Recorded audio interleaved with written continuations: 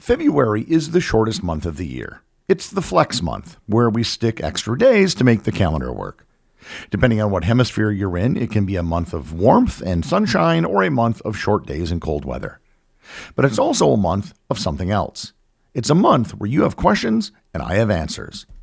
Stay tuned for the 27th installment of Questions and Answers on this episode of Everything Everywhere Daily.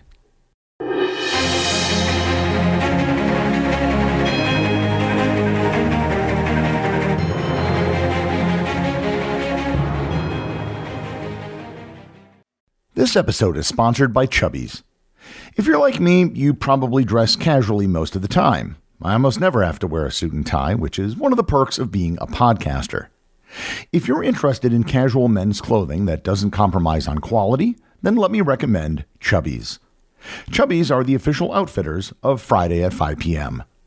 For almost 15 years, they've been producing some of the best swim trunks, aloha shirts, workout shorts, lounge shorts, performance polos, t-shirts, hoodies, and jackets.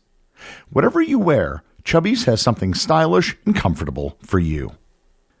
Chubbies is here to help you take on 2025 in style, starting with the comfiest, most versatile gear that you've ever worn.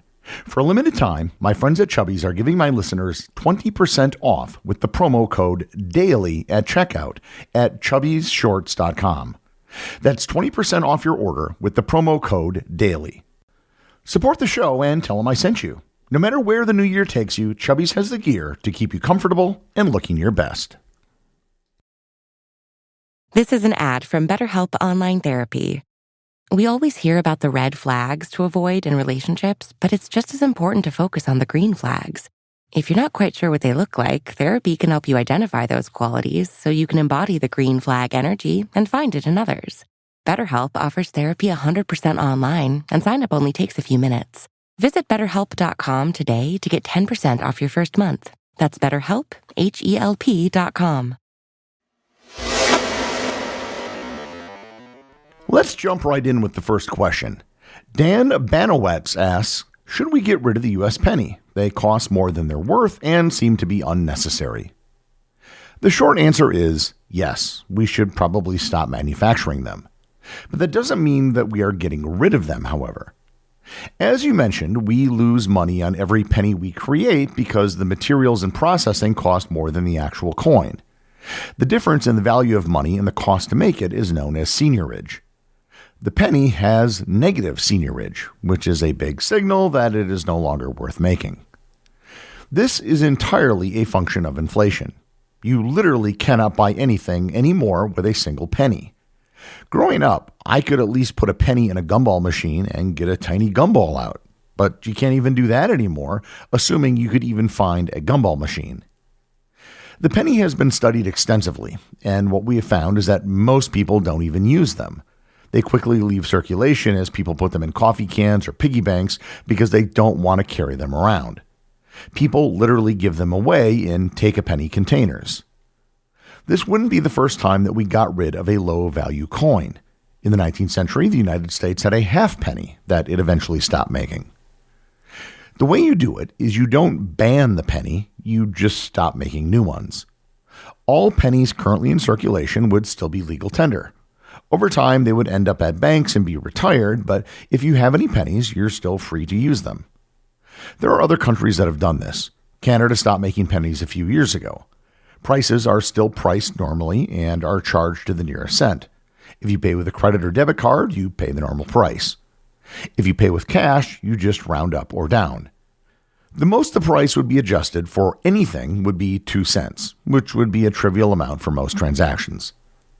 This will probably have to be addressed at some point as well with nickels, because it currently costs over 10 cents to produce a single nickel. The cost could be lessened by changing the metals used, but it's still going to be an issue as inflation gets worse. Gabriel Cervantes asks, why is gasoline in the USA priced to the 9/10 of a cent?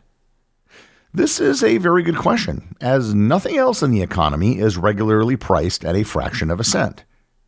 And this actually goes back to a law passed in 1932 in the midst of the Great Depression. At the time, the average price for a gallon of gasoline was approximately 18 cents. Gas stations, rather than rounding up, began adjusting prices in fractions of a cent to stay competitive. The law was supposed to expire in 1934, but instead it was extended and the tax increased. Gas stations began adding the 9/10 to the price per gallon, and it just became the norm. And this was mainly due to a psychological condition known as the charm pricing effect. For example, consumers perceive $3.49.9 as $3.49 rather than rounding up to $3.50. The practice became an industry standard, and any station choosing to round up may lose customers, especially in the 1930s when that 9/10 of a cent may have amounted to close to 5% of the total price per gallon. The effect of 9/10 of a cent has become smaller and smaller as gas prices have risen, but stations keep doing it because every little bit helps, especially given the low margins in selling gasoline. Penny Jessup asks, besides your writing and the research that you do for that writing, do you have any artistic sides to your life? Do you have any hobbies? What do you do to keep yourself busy on long plane rides? Well, I don't take too many plane rides anymore. Since the pandemic started and I launched this podcast, my hands have been pretty full. That being said, as far as artistic endeavors, I am an accomplished travel photographer. I've been named Travel Photographer of the Year by both the North American Travel Journalists Association and the Society of American Travel Writers. I've done gallery showings, and my entire apartment has photos I've taken all over the walls. Again, I don't do much photography anymore, but I have done quite a bit. Chloe Boyer asks, I've been involved in Scouts as a leader for over 11 years along with my son. Fingers crossed that he gets his eagle, but it's his journey and only he can do it. Do you have any interesting stories about your time in Boy Scouts? Well, yes, I have one really interesting one.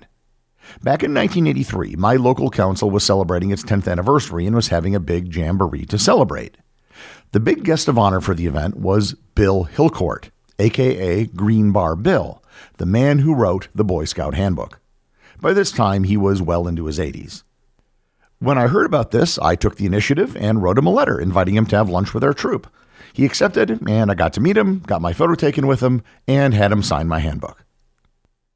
John Hingham asks, do you ever suffer from travel burnout? If so, what did you do to mix things up? The answer to that is I absolutely have suffered from travel burnout. Traveling extensively can be very tiring. And what I'd usually do is I'd just go on what I called an anti-vacation. I'd hole up in some place and just stay there for a few weeks playing video games. I stayed in Saigon for almost a month, just hanging out and working. I did the same thing in Melbourne, Bangkok, and several other places around the world. Everyone I know who has traveled full-time eventually gets burned out. It's pretty unavoidable if you travel long enough. Derek Albert asks, I imagine you must be a sensation on a pub quiz team.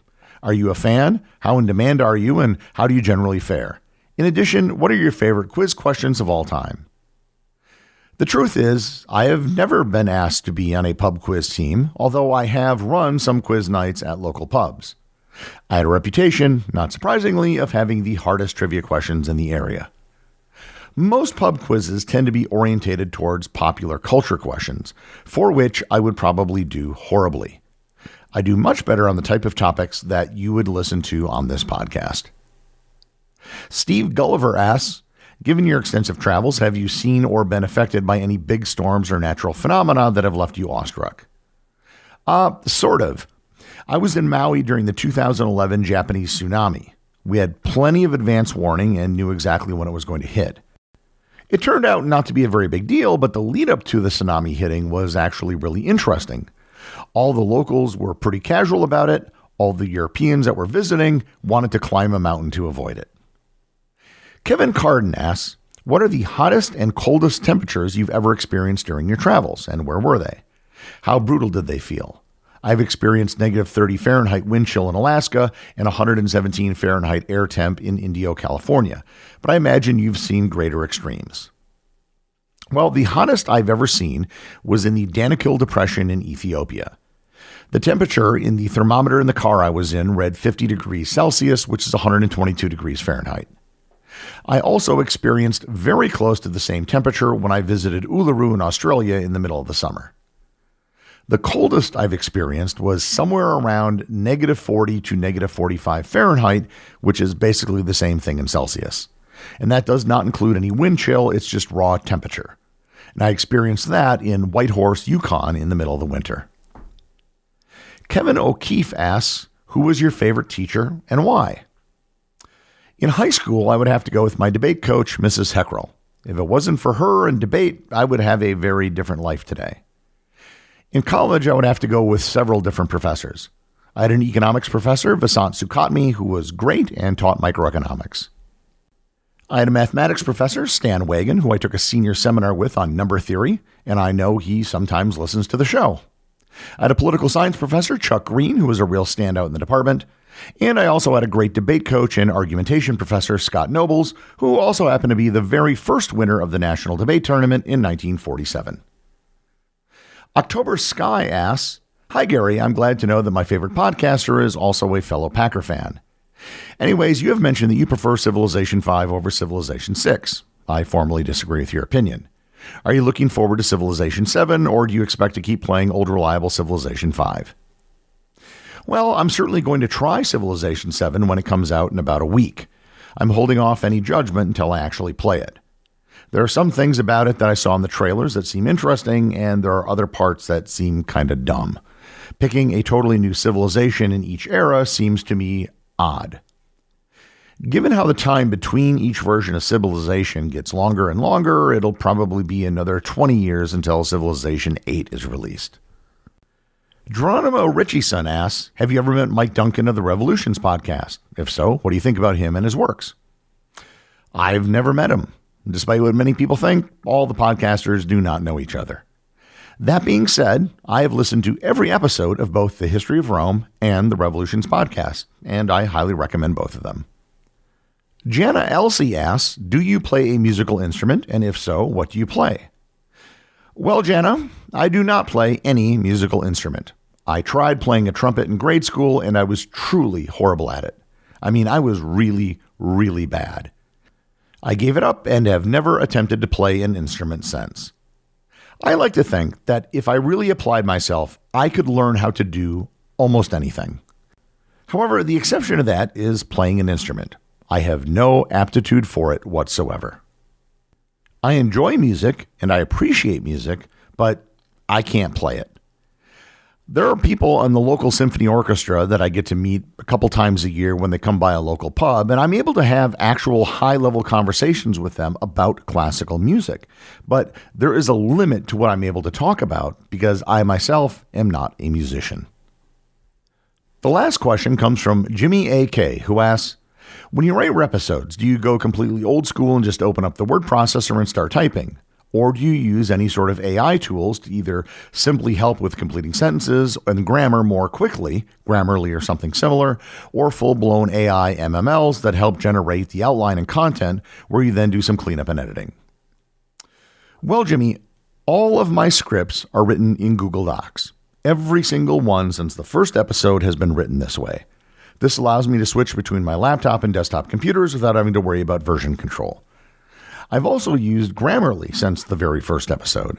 It does a pretty good job of doing copy editing on the fly as I'm writing, which allows me to write faster. I have played around with some AI tools, but it's still pretty limited with what I can do. You can't just say, write 2,000 words on this subject and have it give you a full script ready-made. What it will come up with is usually very boring and never what I'm looking for. I have a very specific story arc for each episode, and an AI tool can't really give me what I'm looking for. By definition, a large language model will give you something average. The one area I have used AI in writing is when I have a very broad subject and I need to figure out how to narrow it down or determine what the most important points are. For example, I've been working on an episode on the religions of ancient civilizations. And there are a number of major and minor gods, festivals, and practices that could be covered, but I need to narrow it down. AI can usually do a good job of providing an outline of what the most important things to cover are, although it will almost always skip smaller things that are still quite interesting that I would like to mention in the show. So the vast majority of what I do is still old-fashioned writing in a word processor. That concludes this month's question and answers. If you would like to leave a question for next month, just join the Facebook group or the Discord server, links to which can be found in the show notes.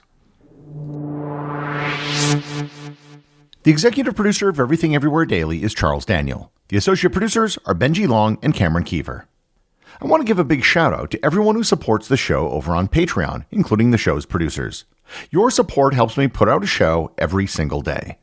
And also, Patreon is currently the only place where Everything Everywhere Daily merchandise is available to the top tier of supporters.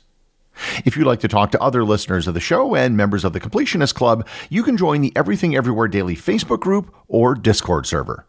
Links to everything are in the show notes.